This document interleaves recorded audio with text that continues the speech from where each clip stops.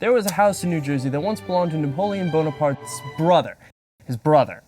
But stay with me, this is actually pretty interesting. Joseph Bonaparte was a humble lawyer when he was elected to serve in the legislature of revolutionary France in 1797. Soon after, he would use his position of power to help his more famous brother orchestrate a coup that overthrew the French government. As Napoleon went about his conquest of Europe, he installed his relatives as puppet leaders in his stead. Joseph was anointed as King of Naples in 1806, and much more famously, or infamously, as the King of Spain in 1808. Although he abolished the widely reviled Spanish Inquisition, the Spanish, understandably, did not take too kindly to a French puppet leader, and resistance against him continued until he abdicated. After Napoleon's defeat at Waterloo, Joseph narrowly avoided capture by the British Navy and sought refuge in the United States. Napoleon wished to join him, but the British refused his request and consigned him to a torturous exile on the remote island of St. Helena. Now in Spain, Joseph was royalty, but in America, he was treated like royalty. He was given a hero's welcome in New York City and was elected to the American Philosophical Society. His residences attracted numerous visitors and became centers of the French-American community. After splitting his time between New York and Philadelphia, Bonaparte ultimately purchased the Point Breeze estate in Bordentown, New Jersey,